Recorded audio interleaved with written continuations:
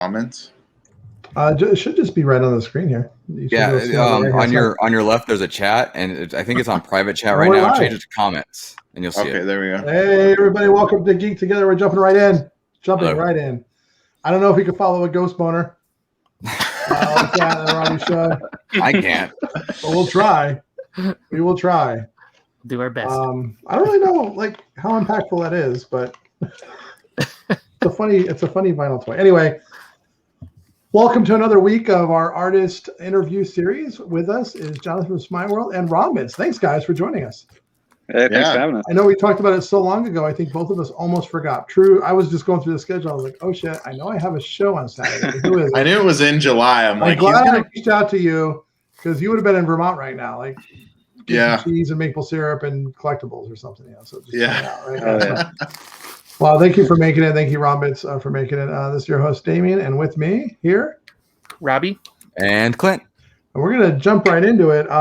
As you know, our show, we're going to go through what is the cool thing we got this week. I hope you got something new. Well, you're always buying something, Jonathan. I don't know if you have anything. Yeah, I got a little something back there. Actually, a little something. You all right, can cool. See it. Well, I'm going to go through mine because I'm going to go first, which I usually don't do. I have two things that are one. They're really one shipment here, and something that I blame Kelly for.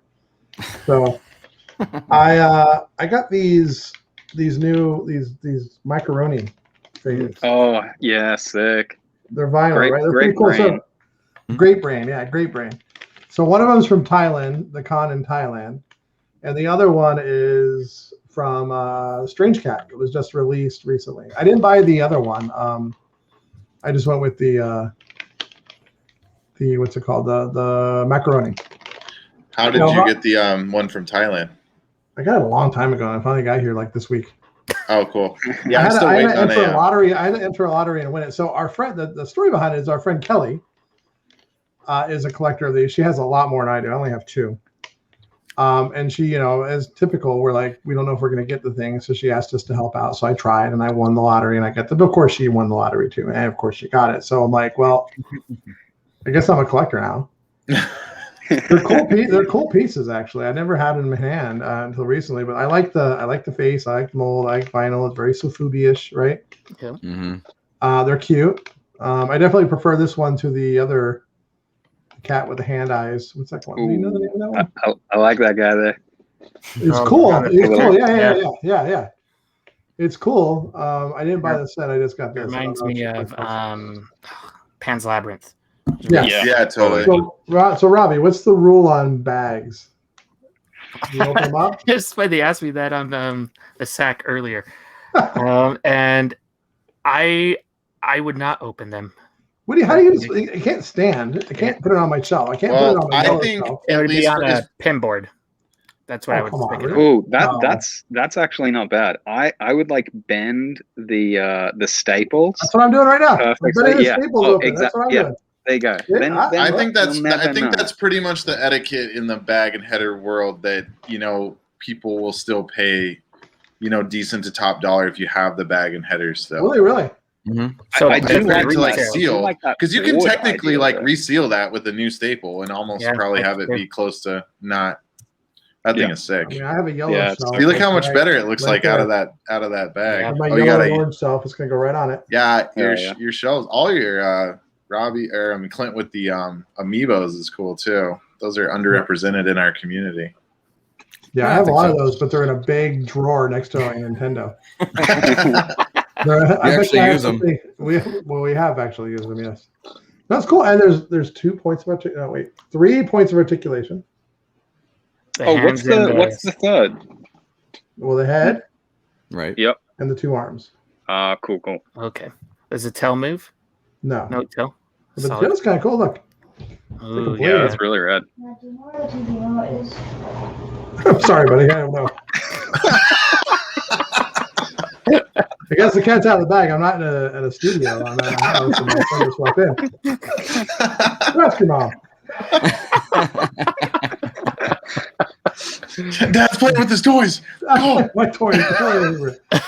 So yeah, it looks so much better out of the bag. Rob, you gotta take your stuff out of the sack once in a while. You know. Hey, it's funny you say that. I actually don't have anything in a bag though. You don't like? Well, that's not true. You've gotten things. No, I don't. Well, maybe I have so much stuff; it might be somewhere, but I can't think of anything.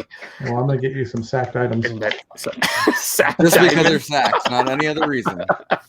There's only 1 second. Oh, you gotta take this out. Look at that blue tail. That's what you got to do. You got to start So selling that's the Delia. Thailand one, yeah. Yeah. That's You pretty gotta cool. be Look at that Delia. gold. Look at that gold glitter. that is nice. Yeah. You that gotta is take nice. these out, Robbie.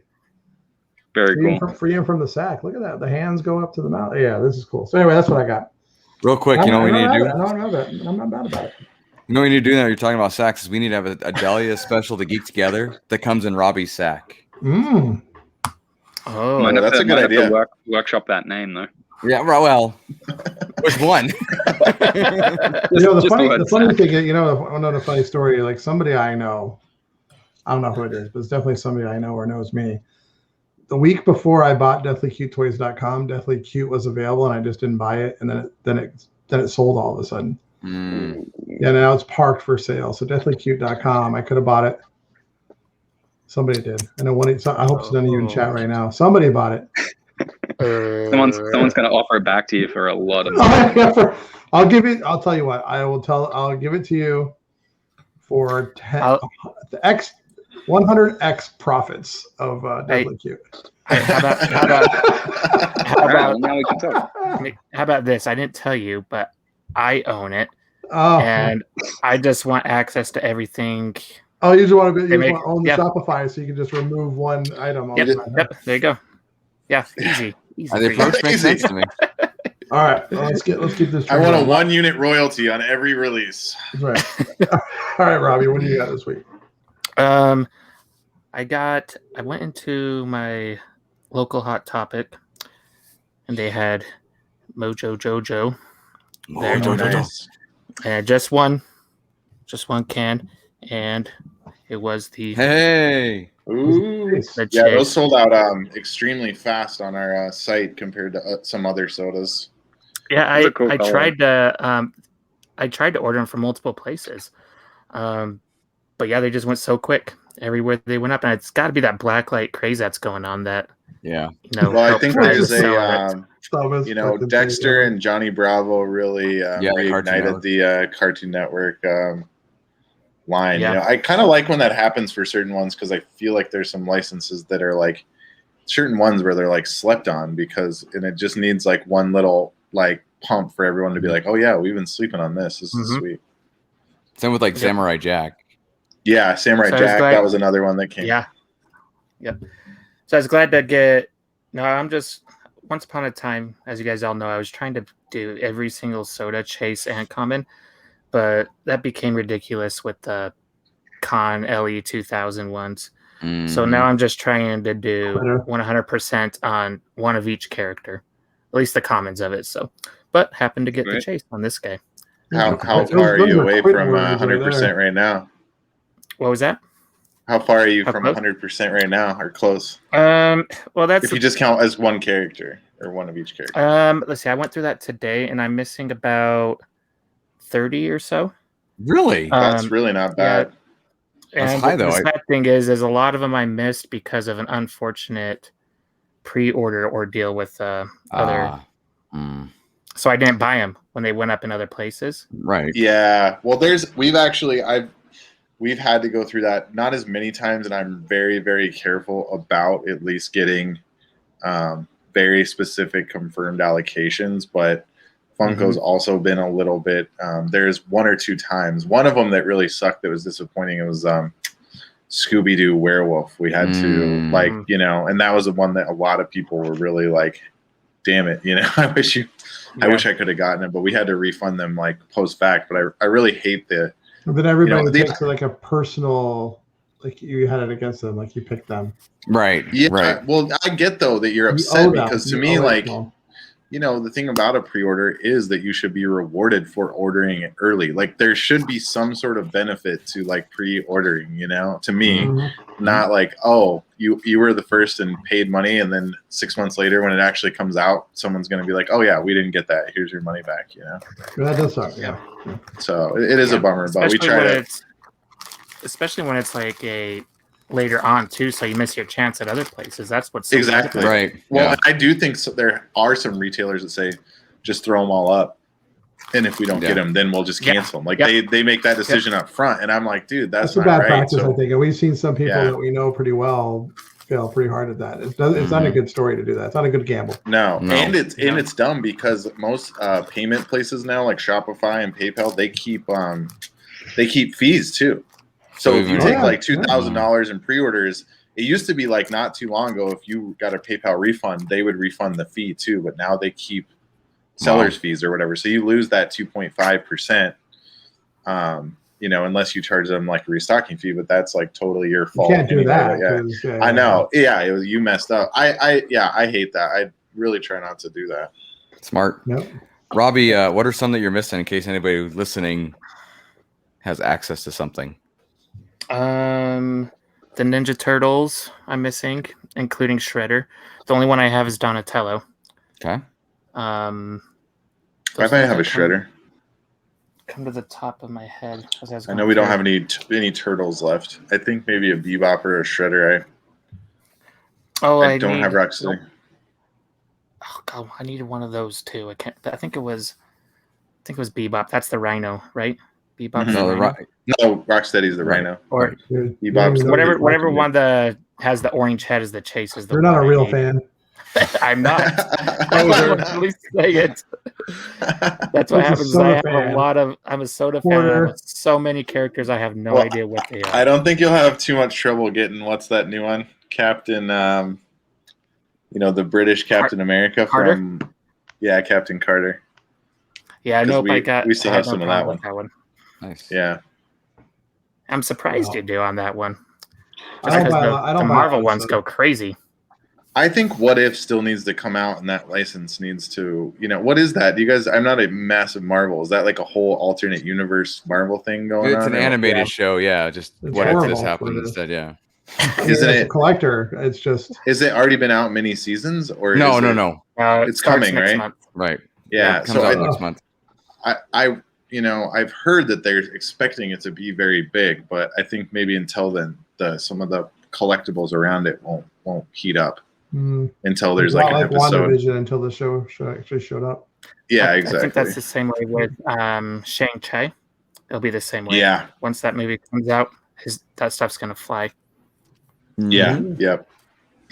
I don't know. I don't like the What If thing. I'm glad I don't like Marvel. I don't need fucking what's the multiplier on that? Right? I don't understand some of it, but it's like what if a 30-time multiplier on characters at that point? Like what if Captain America and anybody, Thor and Spider-Man and Hulk? It's like you get the whole line just of that. Like what if Wolverine was super into disco? Yeah. I'd actually watch that. Make shit up. Like, what if? That actually sounds pretty good. Then I might like X-Men. Actually does sound and then you get the blacklight soda variant for that, and everybody wins. That blacklight version? Oh, yeah. What did I say? Somebody took me seriously. I posted in the chat the other day. It's like, I'm waiting for the What If, Venomized Thor, and Zombie Spider-Man. That way I can get like the quad-fecta going on there. The quad. Yeah. All right, we're gonna move on from you, Rob. We had enough time here. All right, Clint. Yep, that's it. I'm quick and easy. I got only one thing this week. That's what she said. Yeah, most people won't think it's that exciting. I love it though. It is the Pride Rainbow Tina Belcher. That's great. And this piece actually looks really nice. I love the color on it. I thought they actually did. They elevated their game on all accounts on the Pride pops this year compared to last year. Yeah, I agree. The with box art looked better. The glams that they showed were really nice. Like they did good. And then that actually does look awesome. Yeah, we just got our last one in. We were waiting on Mickey, so we were able to get a lot of like sets out of that just recently. Nice. That's great. So I think it's a great thing, and I mean I missed out on the last year, but I had to get Tina because I love something. So none of you guys got your Metallurgy Tiny Ghost set in? Not yet. I got mine in. I was going to have that ready, but I figured one of you two would have that. So. I would have had that up. Is that the Chrome Trio? Yeah, the Chrome Trio, which I have. Yeah, I miss it. How did it look in hand? Did they? Because I know that was it. Did you want it? Yeah, I did. We actually, I don't know if I should give too much away, but there was posted a little bit on social media. But Riser, Jordan Riser, he's done some customs. You've probably seen at some Martian toy shows and stuff. He's a big favorite of mine, and I've been trying to get him for a little while, and he's always been busy with something. But he's doing some cool tiny ghosts that have some of that flair to them of the chrome bridle, but with the little spin. So I thought it'd be cool to have a set, even just, because I'd like to have one, but to do some maybe like photos with those as well. I think I have an extra set because I put it up there for people, but it seems like everybody got one. So yeah, well, maybe we can talk after this and I can I might be able pick to it up off of you. Yeah, cool. Yeah. Anyway, that's all I got. We have this problem where both Christy and I go for things and we both win sometimes. Oh, boo-hoo. That's a very big luxury problem. Right. Well, it's like, we both got Teslas. What are we gonna do? What are we gonna do? I mean, it sounds cool, right? It sounds great for some of you, but try that times like everything you collect. It's very No, I know. It definitely can run into especially someone like me who I'm a horrible reseller. It's like I don't sell shit, so it just what ends up in my closet. Yeah, I just have two of them, and then like 5 years from now, like I'll let it like appreciate or depreciate, whatever way it's gonna go. It's very one way or the other. Yep. All right, Jonathan, what do you got? Okay, let me grab it back here. I did get the whole, there was a whole release which I was happy to get. They finally showed up in Hong Kong. It was the nice, cool. Yeah, the Toy Station. I don't know. They did what was it? A Bruce Lee Nano, I think. Zeta. There was a Bruce Lee 6-inch Zeta Tech. Maybe it was a Zeta Nano, and then there was this big guy here. So that's cool too. If you don't know, 852, that's the Hong Kong country code, and that's where the Toy Station store is. Okay. And I don't know. It's funny how that country code is incorporated in a lot of Asian toys. Mm-hmm. Yeah, it's really cool. It really actually made me like. I don't know if any of you guys have seen the ones they did the ivory white one of these, and there's a black one they did a collab with someone. It's got a really cool like saying on the back here. I forget it, but first of all I really like these colors, but it really made me want to do one. I'm from Colorado, and I thought I did think how cool it would be, like to have like the area code. Like one of the big skate companies, there's 303 skateboards, and 303 is like it's a big thing if you're like a native and stuff like that. But we have a whole holiday called 303 Day, so yeah, it's a thing. It's like 212 in New York. There's like a whole episode of Seinfeld about getting the non-212 area code and. Yeah, exactly. And so I don't know. It made me relate to be like, oh, how cool would this be if it was like Colorado colored and had the 303 and then said something on the back like that was like, I was like, man, that'd be cool to make something like that. So even though I'm not like from Hong Kong obviously or anything, I like the that's what I really like about it is its connection to where it was released and stuff. I like releases like that. Sometimes it can get a little too, I don't know, just like straight American flag style. Right. You're like, okay, that's a bit much, but I do like when like toys rep their where they're released or where they were made and all that. She goes, I think some people who paint some things. Yeah, I was gonna say if you have an extra. Yeah, maybe Rombits might be able to pick up. Yeah. Yeah, maybe. It's a really cool mold. I really like that. Yeah, it's got a cool mold. I got one of them somewhere back here. Somewhere in my. I actually might be in the closet. God, I'm really bad at finding this camera. It feels good in the hand, It's just got a nice size to it, It's is it like what's its weight compared to like a Megatech? Equal to or lighter than. It's definitely it looks lighter. The way you're handling it, yeah. Yeah, it's. Feels like about the weight of like a football. Pretty perfect looking size too. But I like that blue and yellow too. Just it's not doing justice in the light, but it's a almost like a sea foam, but a little bit more blue. But it's just not a very common color that you see on. Yeah, it looks like a lot of stuff. I like the sculpting. Yeah, icebergy. It's very realistic. Yep. Yeah. No, they did a good job with this one for sure. It's the only one I own of that mold, but I'm glad to have it. And like I said, it came with 3 or 4 others, but those are still in their bags and headers. So I got those, stashed away right now. So I mean, not to derail. I want to get to if Rombits has something to show, but question for you: what do you prefer as a collector? Do you prefer bags and headers, or do you prefer boxes? I personally prefer boxes, but I do like bags and headers. I think a lot of the thing with bags and headers that I like, as far as preference go, is it often, I I don't know. There's a culture behind that, right? There's there definitely is. I mean, it's the only reason why they're doing it. I mean, it's the old way of doing it. The old Sofubi, that's the way they've always done. I mean, we've seen things that were $1,000 and they're in a bag and a cardboard header. It's crazy. Yeah. I think I generally prefer boxes, but maybe over a certain box. But I do like that whole like nostalgia of like this is the way it's done and like the stylistic choices to do that at times. But at other times, it's I don't know. A really nice box goes like a long way. I just feel like really nice packaging. Packaging. I'm a marketing guy, and I love packaging. Sometimes more so than the toy. Like they actually went through and like the inside. Cool. You would never have seen that. That's rad. Well, let me show a little bigger screen here. Like you never would have seen that. Yeah, that's Robbie. It's like the back of a Funko Pop, Robbie. You never get to see those either. But I take them out plenty. I love Easter eggs. In any way, shape, or form, when there's Easter eggs on toys, like where you notice there's a little writing under the head or in the box, or somewhere that they put a little something that you know wasn't meant to be seen until it was found. I've always found that to be like that's always fun. All right, Rombits, do you have anything for us? I mean, I got something that I painted this week. That counts. That works. Can I share that thing? It's in fact preferred. Yes. It's preferred. Actually. Yeah, show it up. Do whatever.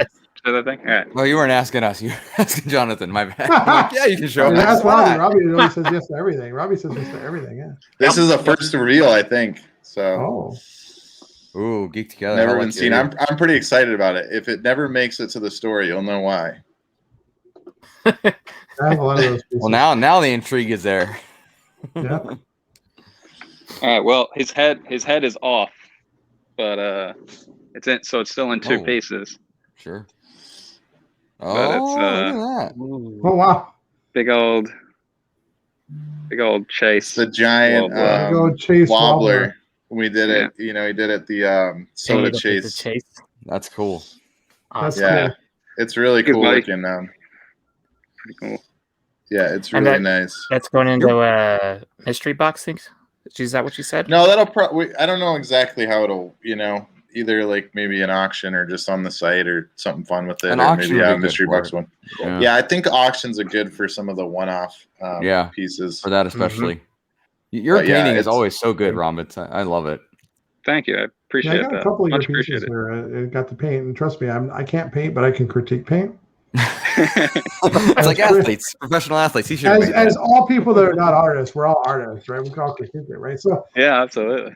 Anyway, so I have good reference material here in my house, So no, it's fantastic. It's really you really clean paint. I've missed out on some of the things as well. Like your stuff sells pretty fast. Like on the I have this problem, and I don't know if other people have this problem. It's like I go to Smeye every time that we have a release on SmyeCon.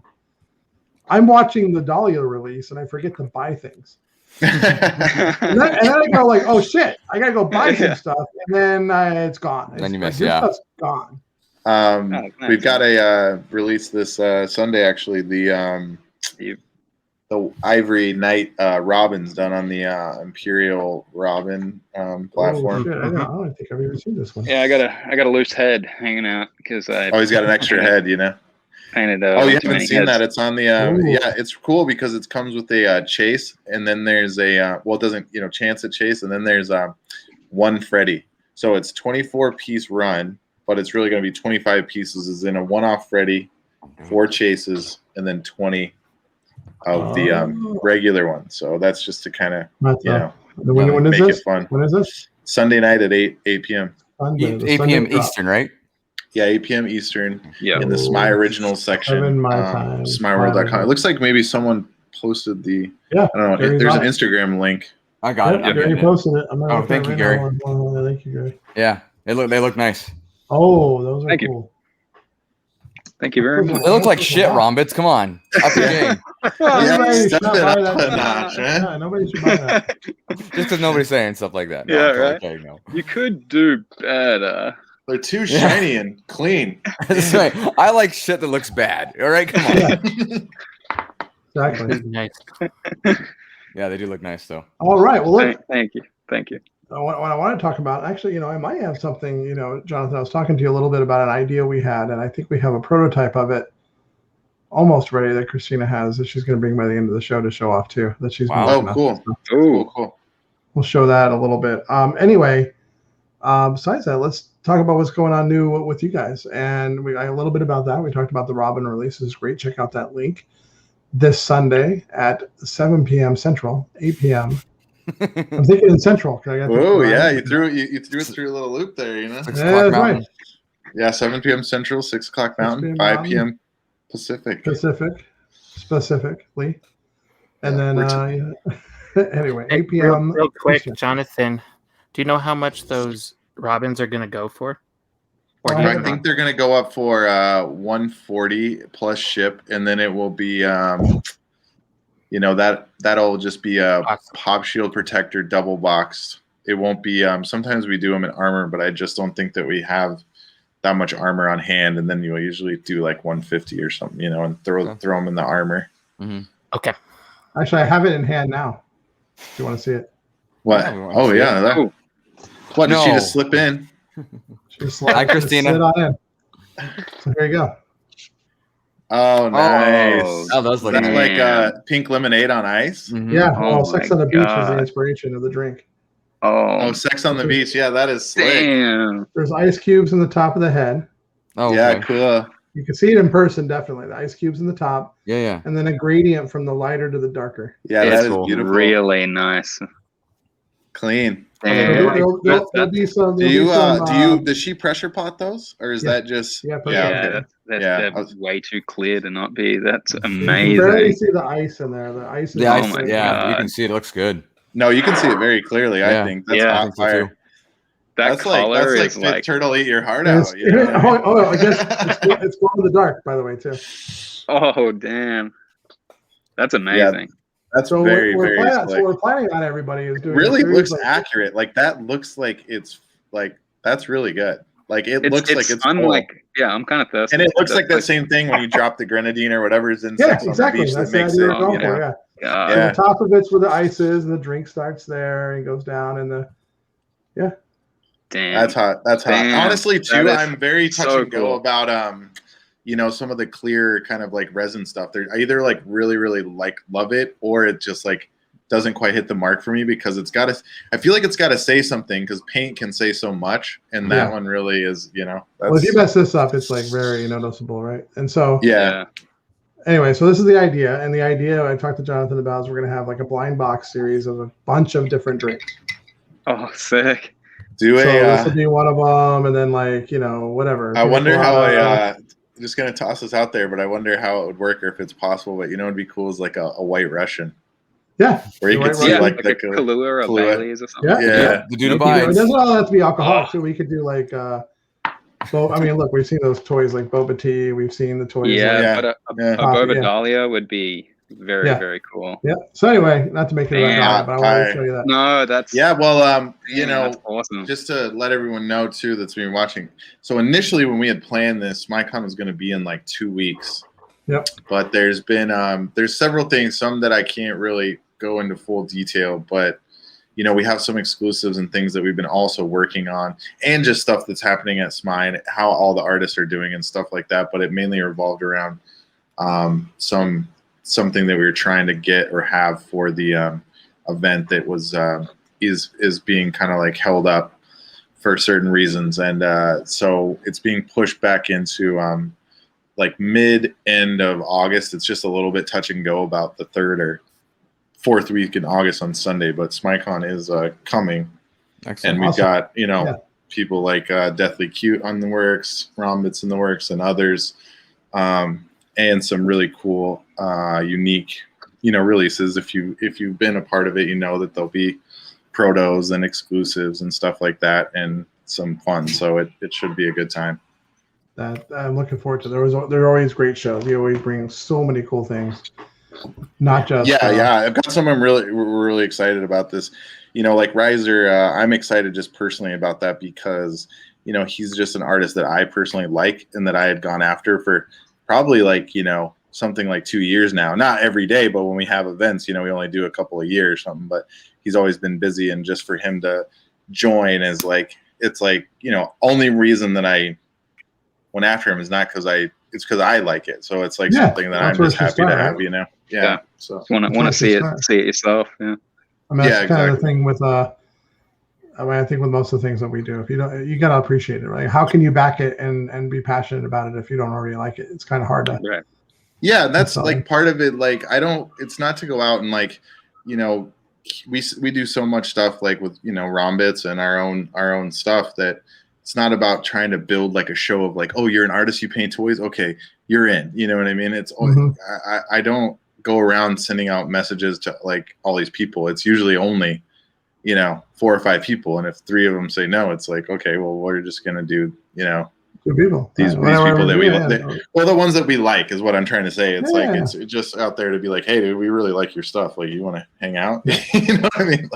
Like, not to say that anyone that hasn't got an invite you don't like. Though. If you haven't gotten an invite, everyone's like, hey, what, dude? Of course not. I mean, I'm telling you, you should watch the.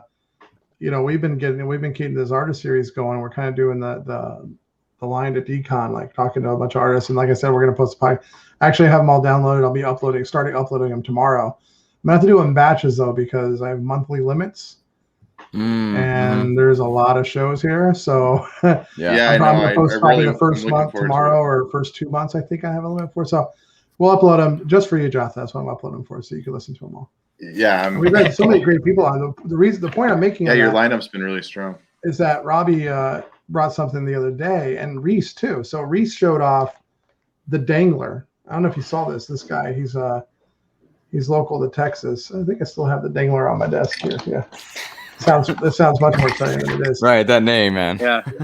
So it's the skull guy. I don't know if you guys seen this. Have you seen this guy? Yeah, no, but it looks pretty cool. Right. Look at this.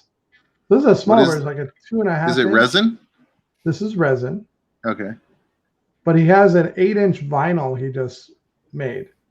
Okay. Of this character. Damn. And he has basically a 3 3/4 inch. Is it like Sofubi style? Yes. The vinyl ones are. Yeah, it looks grim. Yeah, it's really cool. Anyway, the point. So Reese brought that on the show a couple weeks ago as his mail call that he showed off that the PC gets because he's a toy collector at the end of the day. And then would have thought Robbie brought in a piece from who's that artist? That artist name? And I have it here. Hold on, I talked to him today. Hold on. Do you have the piece handy, Robbie? Yeah, I'll grab it. Show this piece off. This is it's amazing. So handy, he had to leave. So anyway, so it's just you know, I mean, Rombit's point is like this because you haven't been invited doesn't mean I don't love you. You just haven't seen him yet. Yeah, for sure. And it's just amazing. And there's plenty of people too that I still love that it's, but I think it's more what just saying. Bendito Calabazo. He's out of Colombia. We just try to have the homies in for the SmyeCon. Yeah. Well, let me make that up. Damn. Whoa. That fire gets me every time, man. On his head. That's awesome. That's heavy duty. Yeah. That's crazy. Is that like casted. ink? But is that so that is like but is that like an ink drawing on the inner? Yeah, it looks like it. I don't know. I haven't had it in hand, Robbie, enough to tell you. Looks like it's like dry brushed or like rubbed after, wet paint and then rub it. It's all in all the cracks. That's really cool. So his name is Bendito Calabazo, and he's out of Colombia. I've been talking to him. He's going to be on the show in a few weeks. It's going to be an interesting show. I don't know how it's going to work, but he doesn't speak English. Yeah, well, I tried to get a guy from Thailand, and I was trying to get him to do. He seemed really nice and like interested, but he did not speak English, and we just could not. He couldn't figure out what I was saying when I was trying to invite him. He did the. I don't know if you've recently seen that MF Doom figure holding the big boombox. It's like a resin figure. His name is like FATOH or something like that. I don't know how you pronounce it. Okay. Really cool. He does some really cool, like Darth Vader in like puffy jackets like this. Oh yeah. I've seen that. And but I was trying to be like, "Yo, you want to, do this event with us?" And he's like, "Yes." And then I'm like, "Okay, cool." And then it's like, "Thank you for liking my stuff." And I'm like, it just couldn't, get past the language barrier. Yeah, I think this guy was using. He had a friend with him. He's going to come on with his friend. His friend's going to translate. So I don't know how it's going to work, but that's awesome. But he has a lot more. He said he has a lot more to show.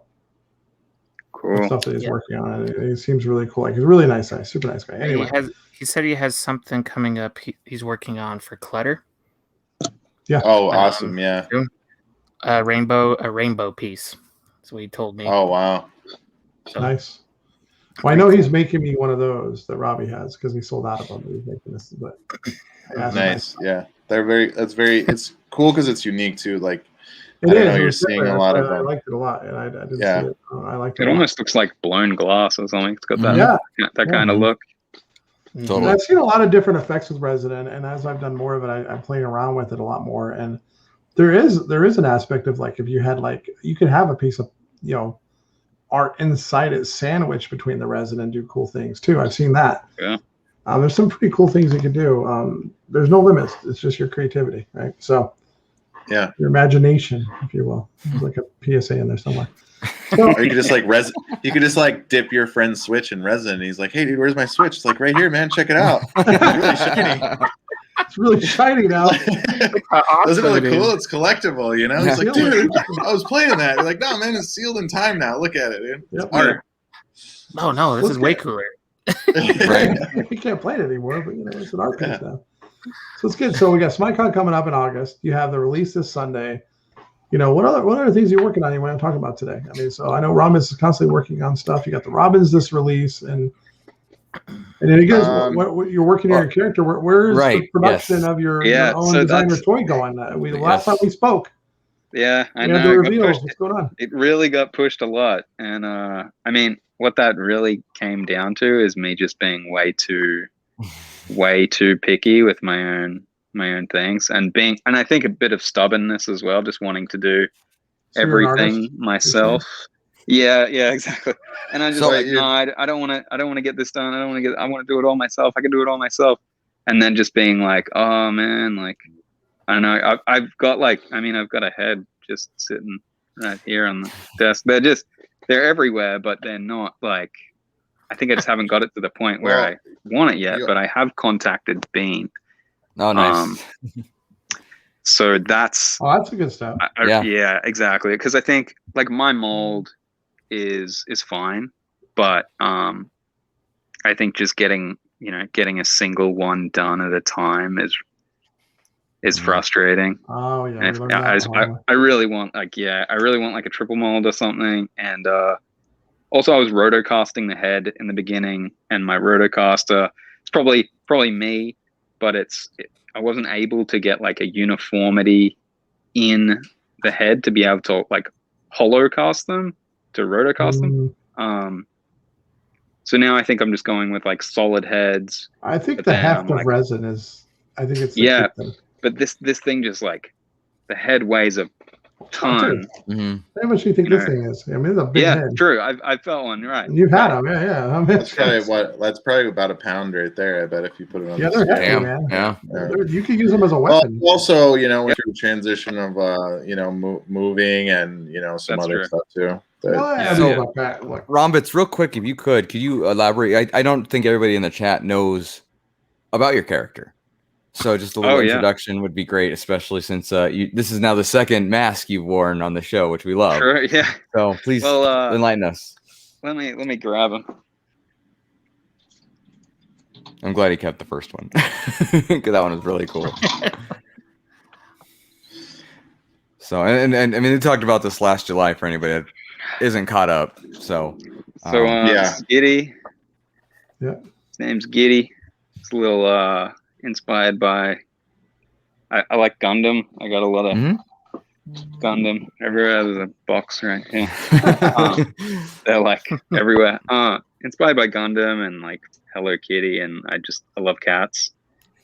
So that's my dude. Cool. This guy's got a pretty decent rotocast head.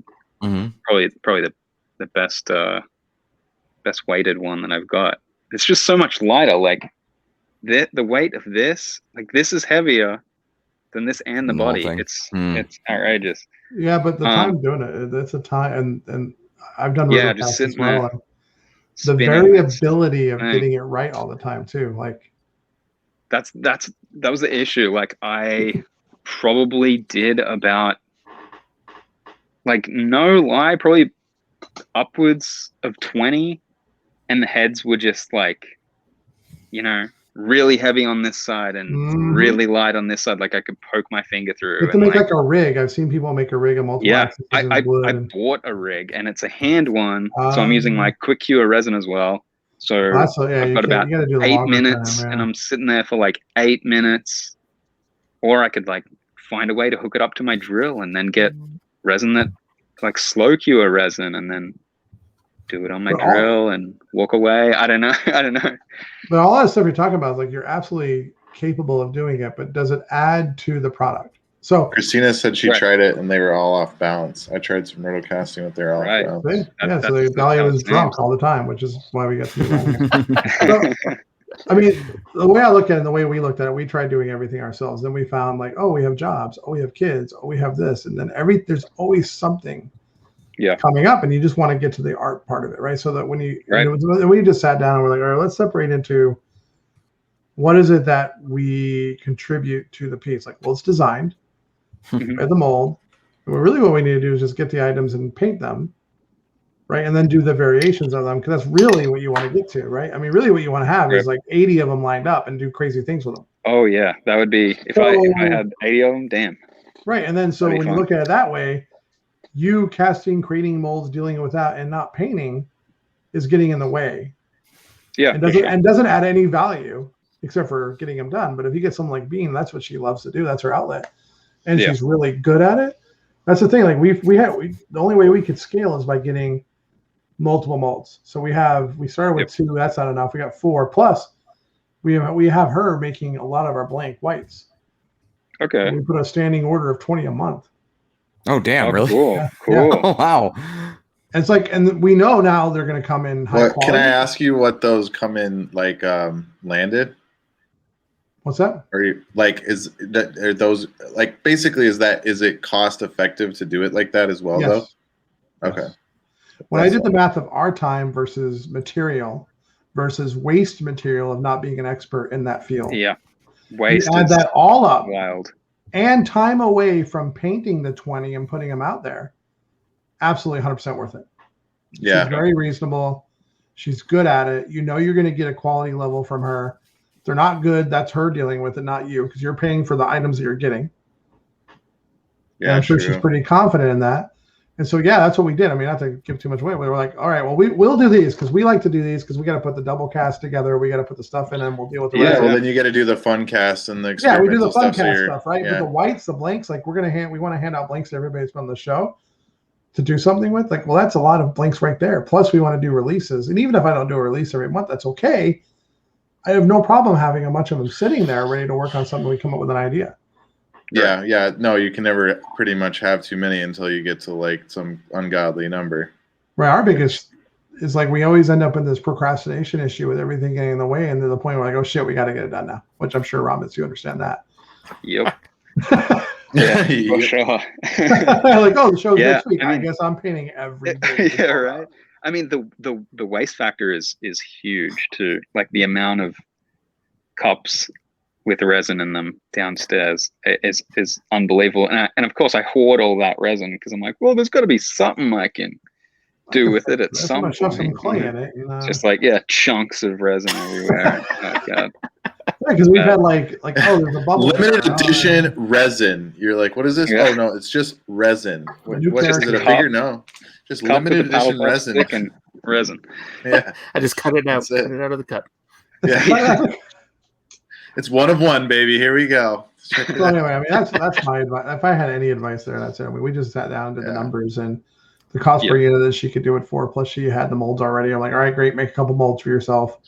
Yeah. Well, I think whether it's selling toys, making toys, painting toys, whatever you're doing, it's one of the things too is if you find a place where you're not moving, then you just gotta take whatever step it is that just keeps you moving. You know what I mean? Sometimes it's not even like, what's the next thing that I can grab to put on the site, or what's the next thing that I can do to, you just kind of got to keep it fluid in those times, because you can really get jammed up. There's a lot of also, whether it's artistic decisions or what products you're going to carry or anything like that, there's a lot of forks in the road where you can get, I mean, I face them all the time still, where it's like, I don't know what the right answer is here. Well, it's like, well, then just move. You know what I mean? Just pick something. You know what I mean?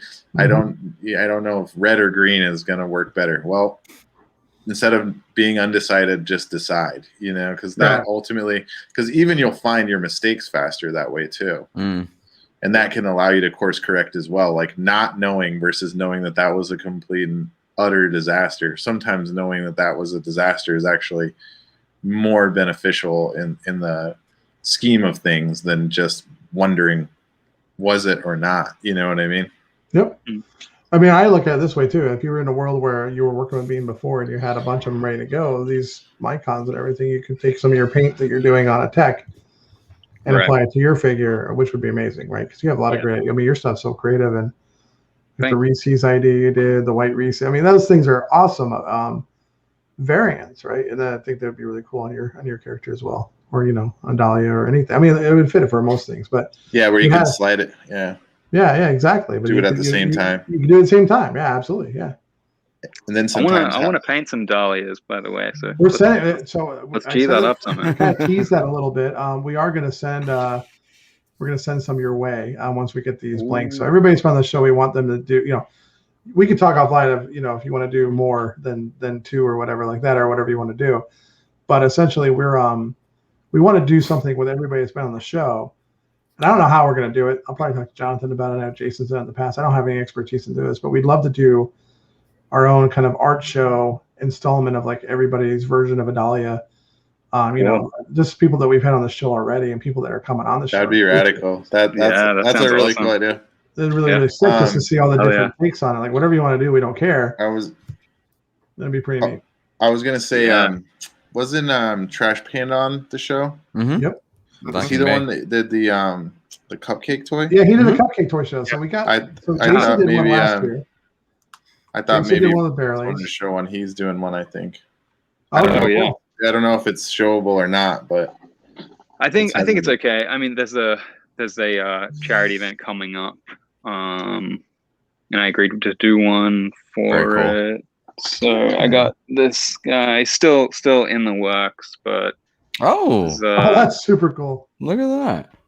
Yeah, it lights up too. One of the dudes, yeah. You can't see it because of the because it's too dark, but his eyeball lights up. Well, that's cool. That's cool. And then you just push that down to Christina did stop one it. For got some gross guts. Very nice. And then this little there's more. Cat, little cat baby that controls it. Yeah, and if you guys don't know, that's a Toozy, which is like a kid's toy. So it's like very kind of cool to see it get integrated, customized. That's actually I didn't even realize it was a helmet. Oh, that's really cool. Yeah, it's like a little baby in like a cat helmet, but it's like ages 2 and up style toy. So I thought that was cool how it was incorporated in the whole thing. Cupcake with legs is awesome. Yeah, that's what I'm saying. That creativity is amazing. You come up with really cool things. You do. Agreed. Thank you. Yeah. Much appreciated. Really cool things. I sit back. I totally really very impressed with people with talents that I can't even think of. And so, I get to live with one with Christina, just show her stuff and see what she does. And like, hey, do you think of this idea? What about this? Like I come with all kinds of different things and I get looks from her, but then her execution on it is always blows me away. Like her, and of course we were playing a lot of World of Warcraft, so her cupcake looked like Illidan. Oh, nice. Yeah, I saw that one when she did the trash. I could picture that.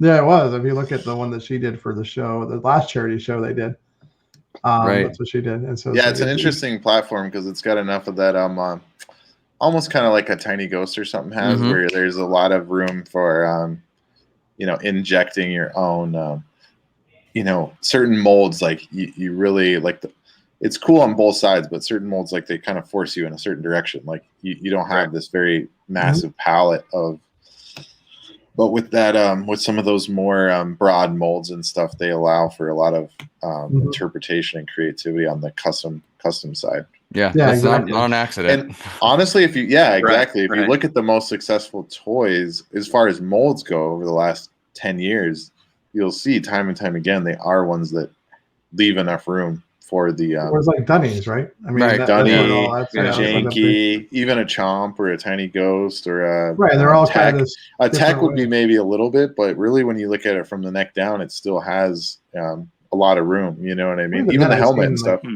yeah, I've seen some crazy things. I mean, some of Christina's that she's done on those. Yeah, well, it's basic enough and shaped enough that that's where I think why Right. it's so successful. It's got enough Right.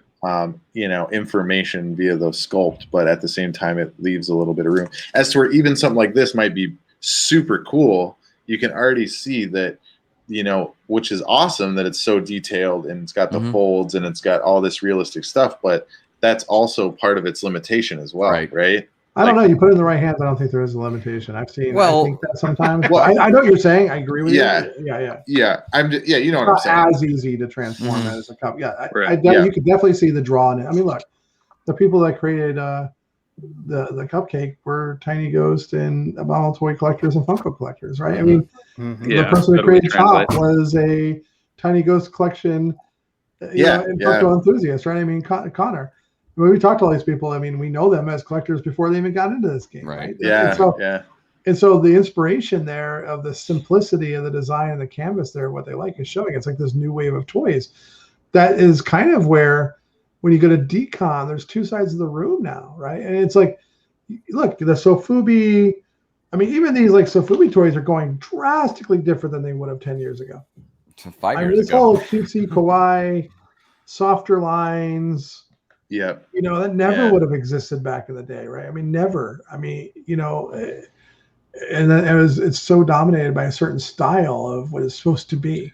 I think Reese is a really good example of it too, because of, as we all know, like his background being so talented at executing technical stuff when it comes to, with just his roles at Funko and what he's done and his professional history. It's kind of like when people, he's making a deliberate choice to do that, right? As to where, like, there's a difference between like doing choosing to play two chords because it's only two chords you can play versus like, we know this guy is classically trained, but he's playing these two chords kind of thing. You know what I mean? Like, because it makes it much more deliberate. Like, I could flex, but this is what I like. You know what I mean? Like in terms of some of that stuff. Tiny Ghost is just a gumdrop with arms, and it's like primo. It's like, so exactly what you were saying. It's just so well done, and it's. Yeah, I mean, again, you're right. There's beauty in simplicity, and you can't hide around the simplicity either. Some of those really detailed figures, you can get away with things.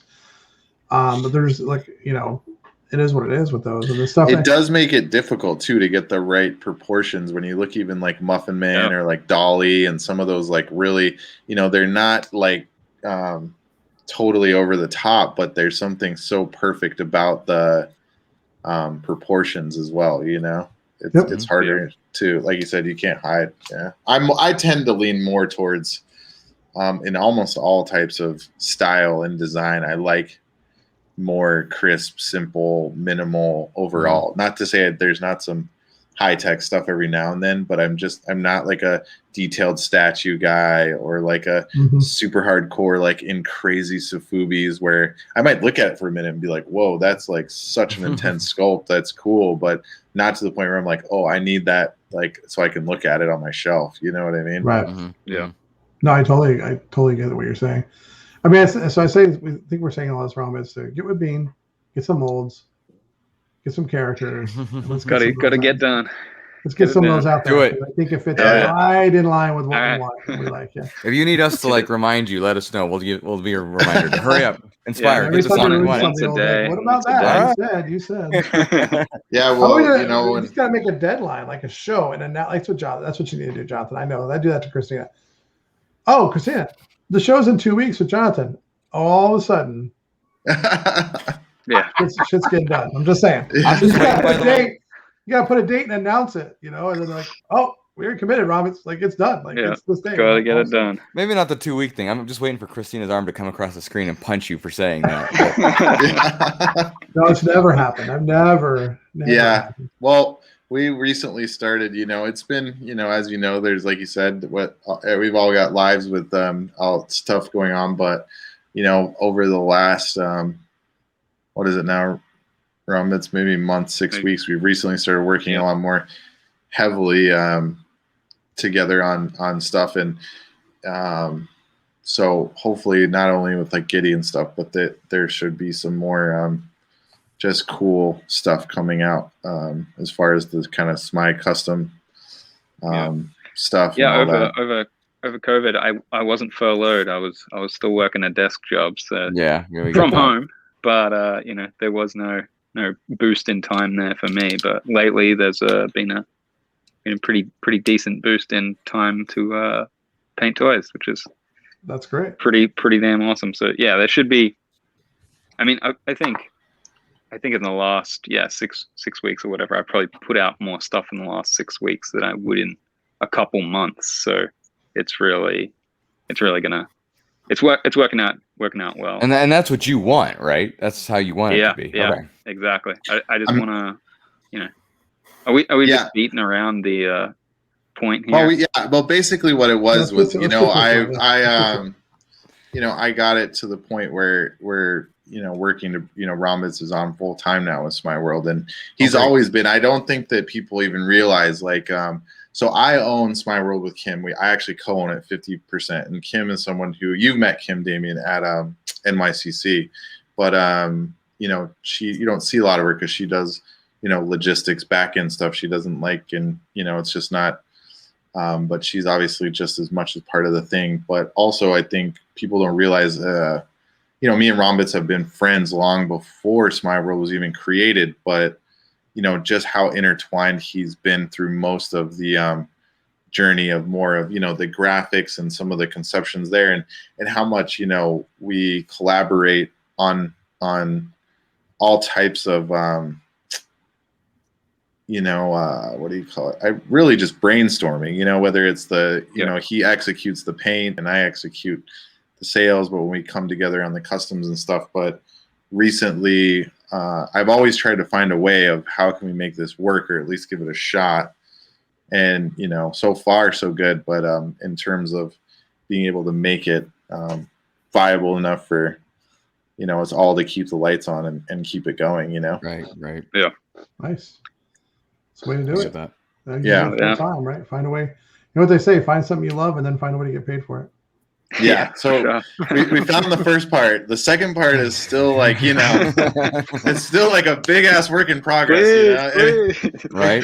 We haven't found a way to go, you know, get paid from it, but we also haven't found a way to go totally broke from it either. So, you know, it's like kind of right in that line. Then that's, you know, that's a win so far. You know what I mean? Yeah. I'm just saying, I don't know too many designer toy artists with yachts. No. Or Funko Pop shop owners either. You know? That's like the thing. I don't get with some of these things. Like, people are really, you know, we actually, as a culture, a lot of times, you know, there is this hatred maybe against like the billionaire class or something overall. But for the most part, we're pretty like okay with people making like a living, right? Someone's like, oh, I'm like a software guy. I make like, you know, $200,000 a year sitting at a cubicle even. And that's no like thing to say software guys don't do all this crazy stuff or anything. Just, but you know, no one really bats an eye at that. They're like, oh, cool. You know, great. Like whatever. But when it comes to some of this stuff, it's like, first of all, they think it's like, there's this toy tree that's like printing dollar bills that we get to keep, you know? It's like, you know, like I just go pull like 400 piece Freddy Funkos off a tree, and I'm like, oh, you know, I got this, and now I'm gonna sell it for $500. It's like, no, I probably paid like, you know, X amount of dollars for it, and then by the time I sell it, and you know, if I'm lucky enough to pay taxes on money I made, nobody's gonna give it to you for retail or whatever. Right. No, right. Or even you know, we deal with margins thinner than almost any other retail like thing. A lot of, you know, retails will be 60-40 in favor sometimes of the retailer or whatever. Like we'll be lucky. I promise. And on the best day, 50-50 is like, oh my God, we're getting half this money. That is insane. You know what I mean? Like you are like hyper stoked on that. You know? It doesn't work out like that. But there's this whole like running thing that not only, you know, is there money to be had, which there's not. And then secondly, you know, like that you shouldn't get money almost, you know what I'm saying? Like, because one of the things I've learned about collectors, and this is more and I say this more from a Funko side of things, right? So you have these collectors that start out as Funko collectors. They're $10 items. That's the thing. And that's what they start off buying. And then it's like, then they buy them and sell them. And then, and then people have PPG and it's worth a certain amount of money. And those are the people getting into designer toys. Like, okay, $40, $50. Like they're stretching. It's starting to stretch higher. You look at the pure designer toy, like I've already talked to like people that are frequent purchasers of, one-off art pieces like at Clutter and the shows. And that's like not batting an eye, right? And you see a little bit more of that in the Quicks world. You kind of merge that or Martian Toys Committee or a lot of the stuff you're doing on the designer toy side. That audience, that's normal. They're expected to come in and pay for the art, right? Yeah. On the Funko side, right? It's like, it's funny. I think a couple of it is just the culture of the business, which is like there's so many people in it for the value that they overstate the value. They overstate how much they made. They overstate what they got out of it to everybody. So everybody gets in the game to try to do the same thing. Yeah. And then the shops, they just want to find a deal. Like I was going to joke with you earlier. Like I think the best way for you to get people to buy everything is to do a error price. Like, oh, it's supposed to be 80, but it's listed for 60. Go get it now. Right. Like, really, they intended it for 60 the whole time. Yeah. Right? That was the joke. Yeah. No, yeah. There is manipulation. Yeah, I know. And there's different things that you can do like that. And I'm like, dude, can we just like, this is the price. It's a fair price. You're a fair guy. I'm a fair guy. You want it. You don't want it, because, there's stuff like that you can do. And I probably should do more of it at some point of at least, conventional marketing, even what that would be, or some, stuff. But yeah, it's weird. I think in general, it's not just maybe in toys, but sometimes the theme is like, I don't know, when there's a group of people that if they feel like you're just like them, then they somehow like I don't know.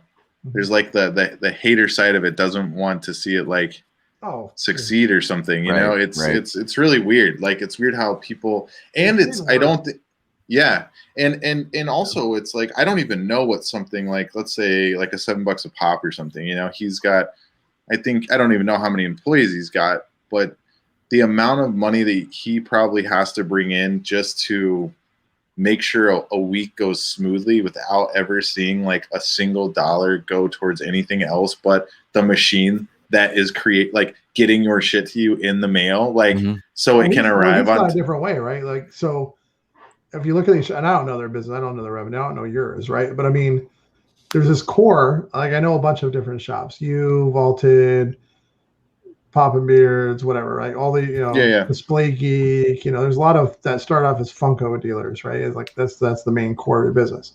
Yeah. And then, but I've seen everybody diversify different ways, right? So you've diversified first starting off with like custom Funko with Rombits, like creating these lines and getting that differentiator, going more in the designer toy pieces, but you got to be careful there too.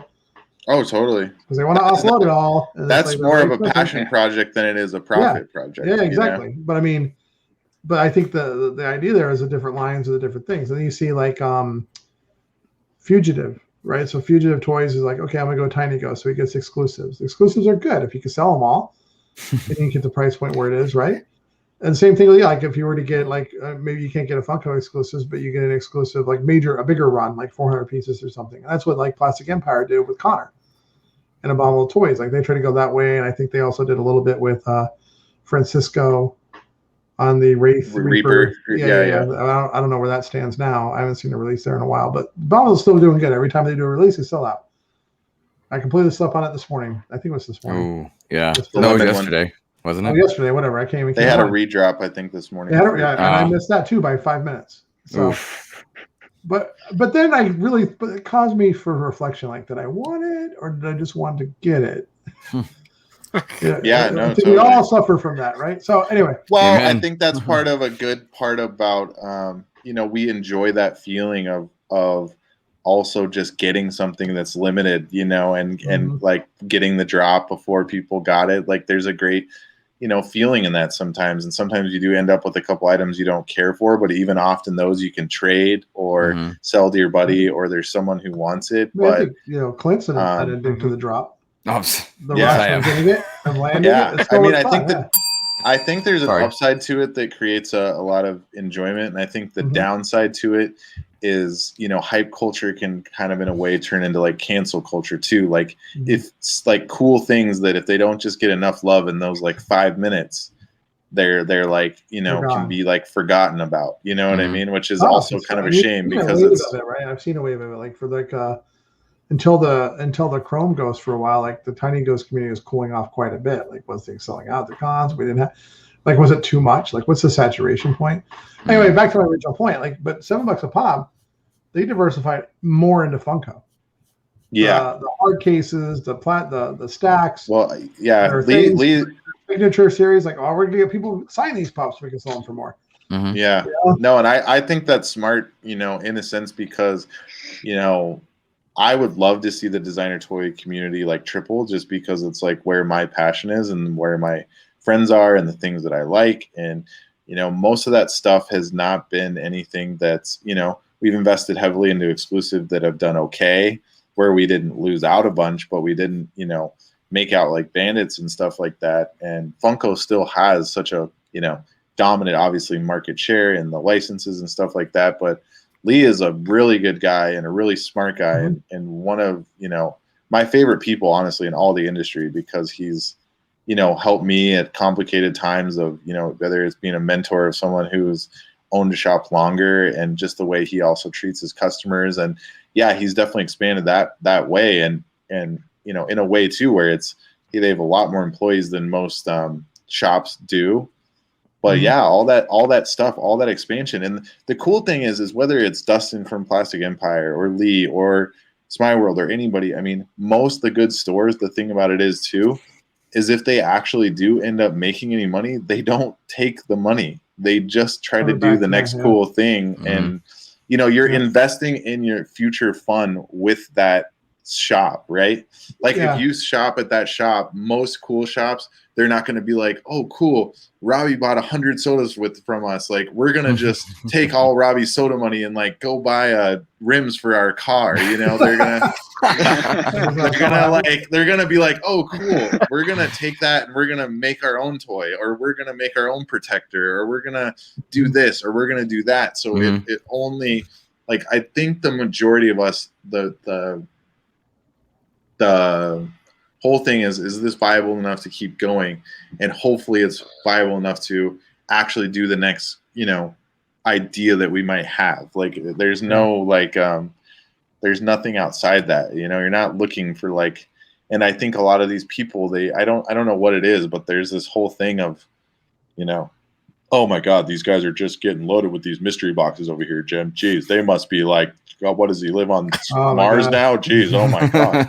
The drama around mystery boxes were funny. It's really funny. Yeah, mystery boxes. I remember talking to somebody like, how many winners were there supposed to be? How many did they sell? Like, you do realize somebody has to lose in order to afford somebody to win. Yeah. Most people will, in fact, lose. I see a post everywhere like, nobody posts they lost. Like I open it up and go, oh, okay. I'm not gonna post like, oh my God, thank you so much for this comment I got now. For the third one I have. I'll do that. I'll buy a mystery box for you. If I don't win, I'm gonna post it like, you know what? This was the game I played. Yeah. I know.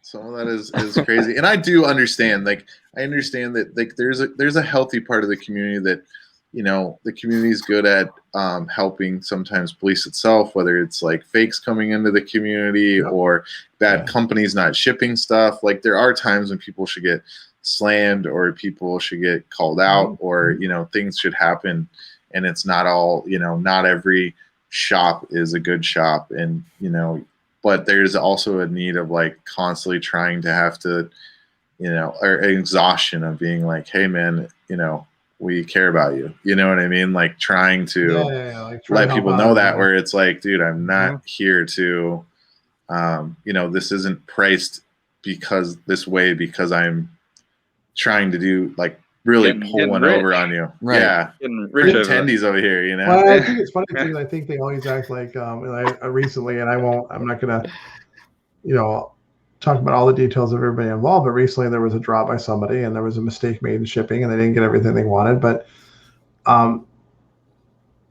it's easy to be. I understand the frustration. I'm not discounting that, but I think sometimes you think that you're dealing with Hot Topic, right? Yeah, and that's one thing. Like Hot Topic is a big soulless corporation. Instead of understanding what happened, you know people tend to get really offended on what happened to them. And then, and to be fair, some of the big companies, the best way to get a response is to be very offended, right? And it is. It works, and that's why it gets encouraged. I mean, even with the smaller companies too. Sometimes, I mean, when someone's just putting you on blast, it probably worked, and it did. But you know, I tend to think about it a little bit differently. I think about the person trying to make a living behind it. I try to give look, if I have a problem and then I reach out and then I don't get a response in a long time and it doesn't get resolved, okay, yeah, I probably will get squeaky, eventually, right? But then you lose my business for it. But I probably don't get squeaky in the same sense that I just won't buy anything ever again. Like it's fine, right? That's okay. That's the way it works, right? You take your dollar somewhere else. Yep.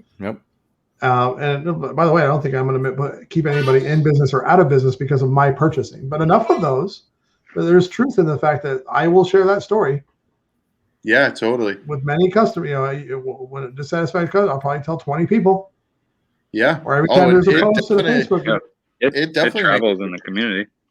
Yeah, and it's been the reason why we've, at least been probably 3 years without shutting our doors. Is at least those sales, like even to this day, if I see on my phone, a $60 sale just came through, I'm like, okay, that's not going to make or break it, but I still feel like, okay, sweet, like that's going towards, like it still matters. Like each individual person matters at a company our size. And, it's that word of that same 20 people. Like it's always, very thankful that there's at least enough people that, I think in general, anytime we all like something that's like a little bit different than the norm, which like, let's face it, being whatever aged, people having loads of vinyl toys in our house is not the norm. But like just finding my kids roll their eyes at it at this point. I know. You're like even like a 13-year-old's like, yo, bro, that's like kind of whack, dude. Like it's bad. But no, I mean just the feeling like it's always kind of mind blowing. Like when you go to the cons or when you do things like a release and that people get really excited for, like to have something that we all enjoy and like that there's other people out there that enjoy like the same thing. I think it's like it is a very overwhelmingly like, wow, this is really cool. Like thank God that other people like this and we can do it on this level. Like it's pretty amazing that there can be even so many independent shops, right? Because let's face it, like for a Smeye World to reach like your average pop customer that's like buying just like an office pop on Amazon to put on their desk at work, that's like incredibly hard to do. You might get some of like the Geminis or $7 or some of the like ones that have really gone up there and they're maybe in that Google search when someone types in like Funko Pop. But for a lot of shops and stuff like that, those aren't the customers at all that we're selling to. We don't have brick and mortar stores that people walk into casually. We don't have, some crazy SEO like marketing thing that we've dumped thousands of dollars into. I mean, it really is that one guy talking to the next guy, talking to the next guy, and you're getting those, 100, 200, 300, 400, 500 people that are actually truly just real toy collectors. They're not really casual purchasers. You might get some of those on eBay or something like that, but to actually get them to a site like Smeye World that even a $10 Funko Pop, we're still selling to the hardcore $10 Funko Pop buyers, right? Not the common people. So it really is based on a large group of people coming together and really liking the same thing, And you can tell even like when someone like Reese talks, he's genuinely taken back and blown away and happy and appreciative that he can do something like BIM toy versus like just Funko, right? He's not like, there's certain people like, oh, thank you so much, and they don't really, convey it, but you can tell that like when Reese is saying some of that stuff back to the community, he's really like, guys, like this is really cool. Like, thank you so much for me being able to design this toy and it's actually selling, Well, And he's even going someone crazy. Yeah, he's like a new man right now. He's going crazy with all kinds of things. Just like really getting out there. But Tiny Ghost is going all different directions. Yeah, so it's cool, and hopefully it's more. I think about whether it's the stuff that we do with Rombits or things like that, or Funko or designer toys. It's more about I hope we get to just keep doing this and see another day versus, oh man, I've got so much freaking. I don't know what to do with all these tendies. You know what I mean? It's like it's just not like that. Right. Absolutely. Well, I look forward to Rombits. I look forward to the designer toy stuff. Definitely where I'm more indexing. And look, I buy Funko here and there, but not near as much as I buy the designer toys and hang out in that community. Right. Are you guys going to be at New York Comic Con? I don't know. I was just talking to him that before. The tickets go on tomorrow, right? If you I think I have the link. We won't have a booth there. No, I didn't think it's you tomorrow. Booth, Yeah, be there physically. Yep, when is it? October 7th through the 10th. 6th through the 10th. I'm blank. Yep. 6th through the 10th. Okay, yeah. I mean, you're close, I think right? so. I'm going to go to Fun Day Out, Baltimore. I am definitely going to go to 5 Points if they have that this year. I already have tickets for that from last year. I missed that. And I probably will go to NYCC. It's like the battle between, first of all, just having the shop and like having to do stuff during whatever, but it's also the mixture of like so much fun and also so much energy expelled. I mean, the bigger cons they're very taxing, I feel like. They are. They are very exhausting, but I mean, it was just we're flying out there, so Robbie and I for sure. Clint's cool. Not going up. Is Christina as well? Christina will be there. Yep. Yeah. I'll probably go. I don't think it'll be too hard if you're going. I'll come. There you go. If you go. If I miss tickets tomorrow, is it going to be like Gary's going? Yep, Gary's there. Is that going to be a bad thing? I feel like they're pretty easy to get, right? If we actually went crazy because we already booked our flights, we already booked our hotels. So we did the Superfan subscription. So you've already got tickets and everything. We already got tickets, yeah. We already got tickets because we got some sort of like VIP. They said there's going to be something, yeah. So it'll get you we'll in. See how it works. I was more buying for future years. Yeah. If they limit the Superfan subscription to a certain population, even when things get really back to normal, any benefit or edge would be great. And that was like $100. You'll be allowed in like the purple velvet champagne lounge. Exactly. That's what I'm thinking. Like, here's the shrimp and champagne lounge. I'm just gonna walk up with my special colored badge to the Funko booth. Like, get out of the way! Don't you know who I am? You just see Damon's just he's just in like a velvet jacket and a top hat at NYCC. He's like, I'm a super fan, dude. Velvet. It's fine. Yeah. Yeah, I'll just be walking out with my pinky out like this.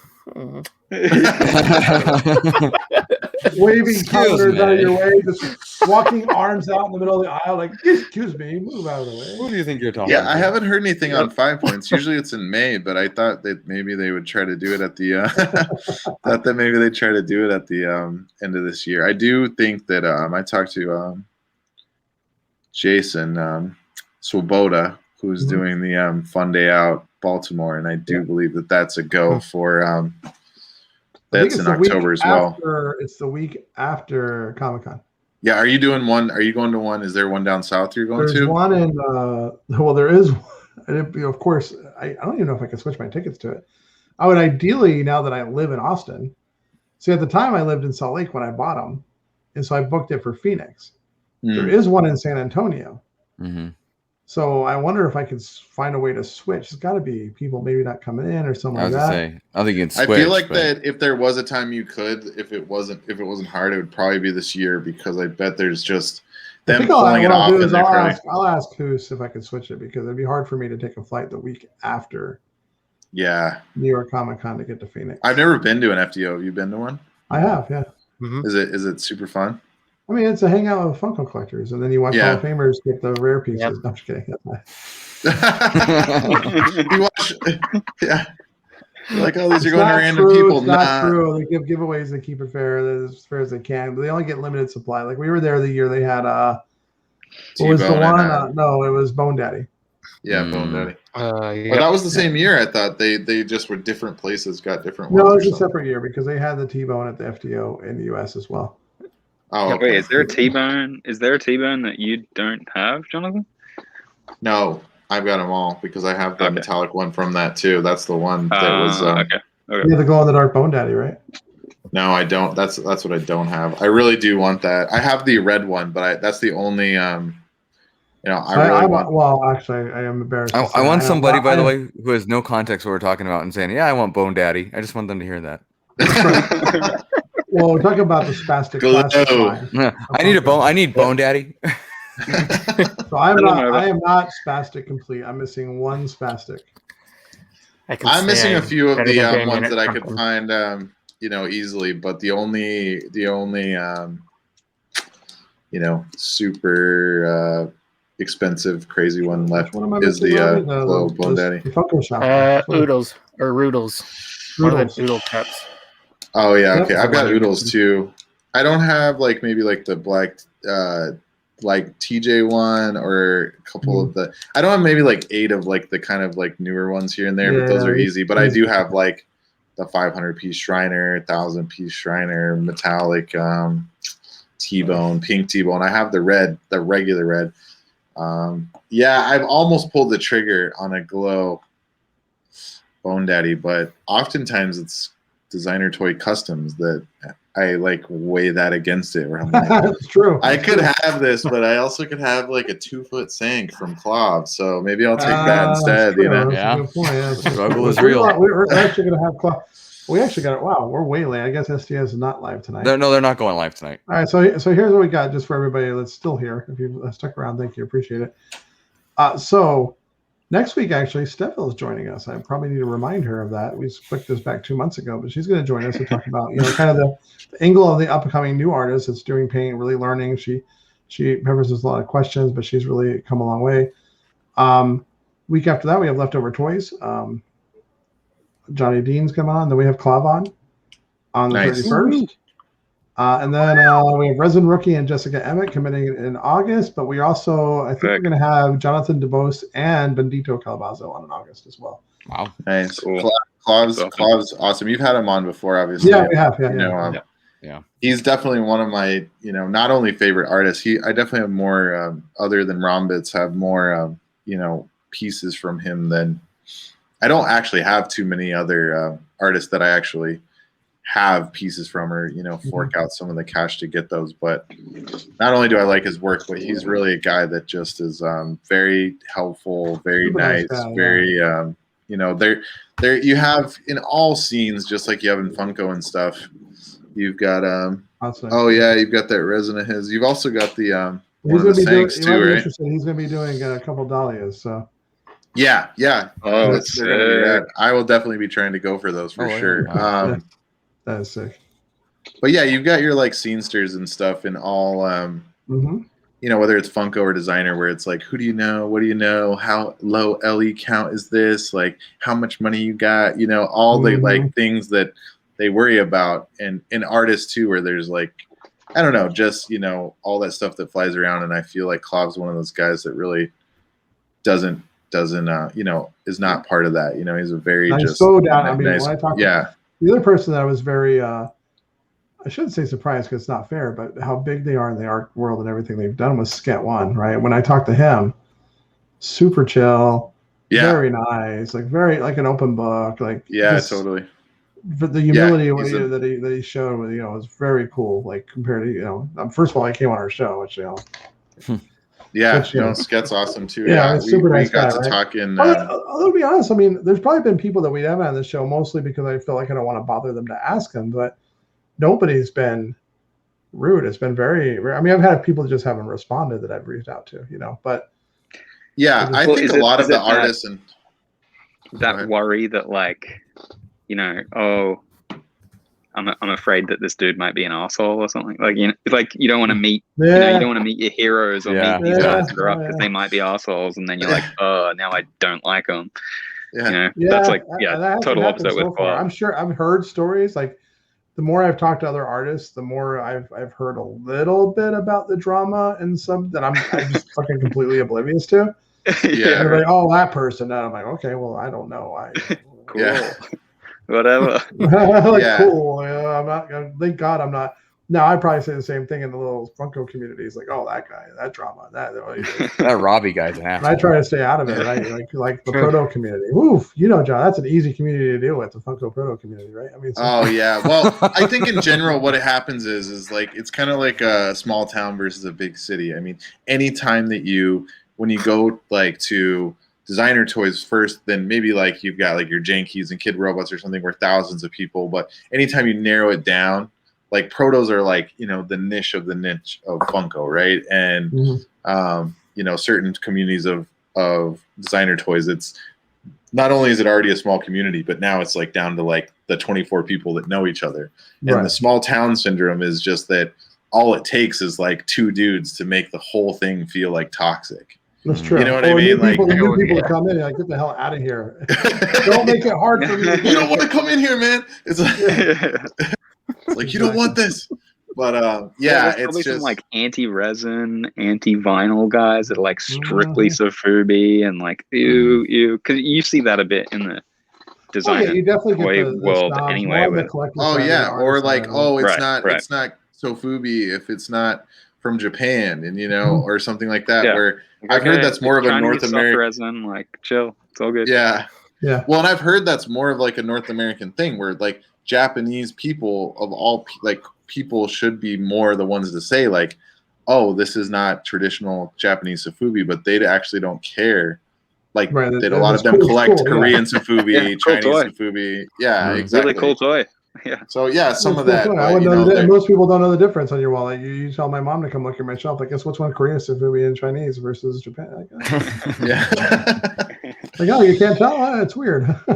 Yeah, exactly. So well, we better wrap up. I don't want to keep it too long, and it's for keeping everybody here. But I am looking forward to the release tomorrow. Tomorrow now. Eastern, the Robins. I'm looking forward to watching that. Everybody go check that out. And then we're really looking forward to the August SmyeCon as well. Yeah. So on that note, if anybody has drink ideas you want to throw our way to challenge us as we're making these, Oh yeah. That was I was very, very impressed by that the sex on the beach one that you showed. Yeah. It was So really, amazing. really I do like the White Russian idea a lot.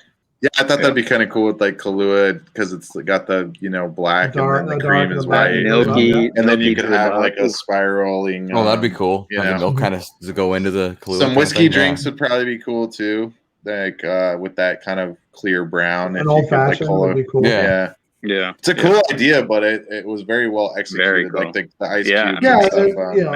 Exactly. I mean, that's all I could do is I was like, hey, Christine, what do you think about doing this? And I went out and sources. This is the part that I get to have fun with. I help with the casting. So well, you think there's only it's a smaller community with some of those straight, like the resin. What do you call those? Just the OG resin guys, like Resin Rookie or Fifth Turtle, or the ones that are very not doing much vinyl or painting and stuff like that. Right. And that to me, just the Dahlia there reminds me of some of the best kind of like that's just it looks really, really good. Yeah. Looks awesome. So I'm excited. There'll be a little bit more to it because there'll be some paint accents on it, and we're thinking about accessorizing some of them with different things inside, like.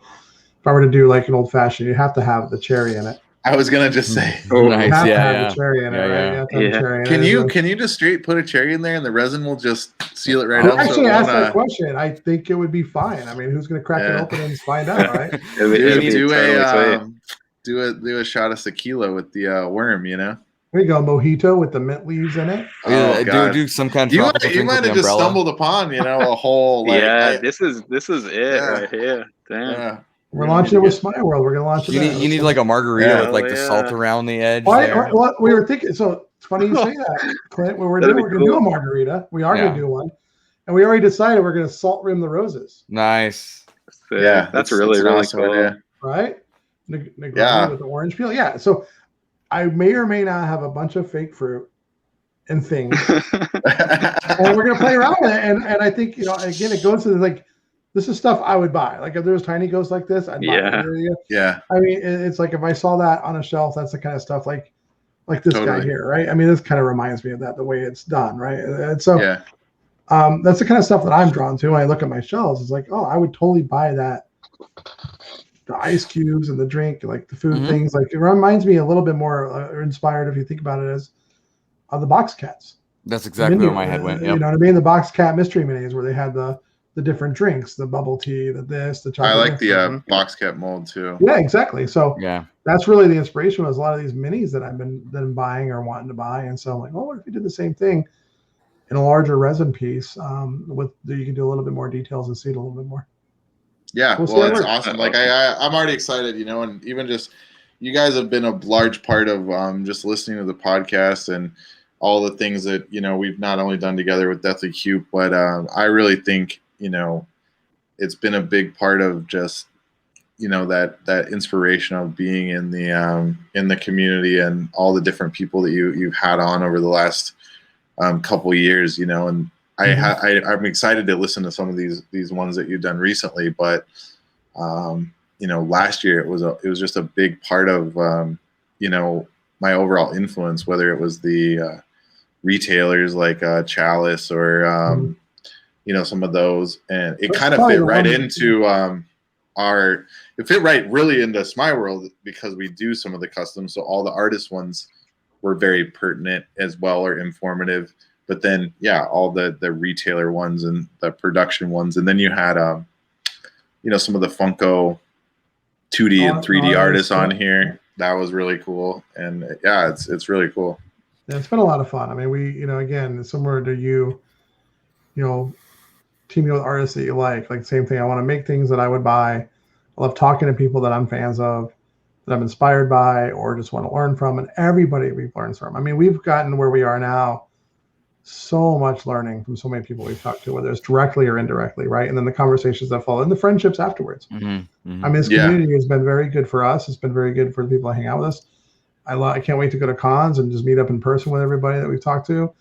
And again, the Dahlia thing, it's been fun. It's been a lot of mistakes. I'm sure Rob, about all that. You learn more from the mistakes than the wins. Yeah, you do. Absolutely. And this is probably I showed one off in our chat. We had one, and we learned that for some reason the ice was lighter and was sinking. It was floating because we cast it this way, right? We cast the head upside down, and the ice moved up here, so we had the ice in the middle of the drink, and it was really weird looking. And so I had to learn from that. So it's cool. That was a different. But anyway, it's just fun to make these things, and so we're gonna have a lot of fun. Just come out oh, cool. How can I make a White Russian? How can I make a Bacardi Limon kind of thing? How can I make I was already thinking I want to make a pint. I was gonna say, you're gonna make a beer. I'm gonna use a solid. How can I make an appletini? A solid cream head on the top. Ooh. And then an amber ale with bubbles in it, and then paint like a logo on the front, like you would a proper pint glass, right, with a gold rim on the top. Yeah, or something. like a Newcastle. That'd be cool. That would be cool too. Is a martini with an olive. That'd be pretty cool with a Bloody Mary, all peppered and salted with a little skewer. Have a celery stick sticking out. Yeah. Exactly. I just need you to make me a hardcore Mountain Dew. That's Baja Blast for life. Baja Blast. There you go. Make you a Baja Blast. You got to get it in the mystery, man. You got to trade for it. We can do this all night. Hey, Clint, you want to find somebody for us to raid? Yeah. How about while we're doing that, real quick, Rombits, how do you spell Giddy? Just to make sure I have it right. Gitty. Okay, I didn't know there was something I was missing in there or not. We have Chris Perillo. We could raid. We have Lynette. We have Ryan, Agent Tony Stark. Let's do Lynette. All right, let's do Lynette. Let's do it. You want me to do it? Yep. Go ahead. Set it up. Cool. Look, we could talk all night. We'll talk more. We'll chat about this. Give me some ideas. Send them my way if you think of anything. We're going to be casting over the next couple of weeks to get these all made. Yeah, awesome. Cool, man. It's awesome. Be a hell of a lot of looking fun. forward to it. Yep. Likewise. Thanks, Gary. Thanks, everyone, sticking around. Can't wait till next week. Like I said, next week, I know we have Reed go in here in a second. Yeah. Next week, join us with Steffel. It's going to be a lot of fun. I mean, it's a completely different conversation of just her learning process and the mistakes she made early, and probably has a lot of questions. It'll be more like that. It'll be a lot of fun. Yeah, but she's getting better. She's getting a lot better. Oh, hell yeah. And that's why I love seeing that, right? Yeah. And we still got to book Kelly. I have a piece by Steph, actually. You're one of those jankies? No, I have a ramble. A ramble. Oh yes. No, that's right. That's right. Cool. That's right. Cool. All right. Well, ready when you are. Go ahead. All right, Bye, guys. everyone. Check you later. Thank Word you. See you homies. next week. Thanks, everybody. Thanks for having me, guys. Yep. Thanks, Rombits. Clear.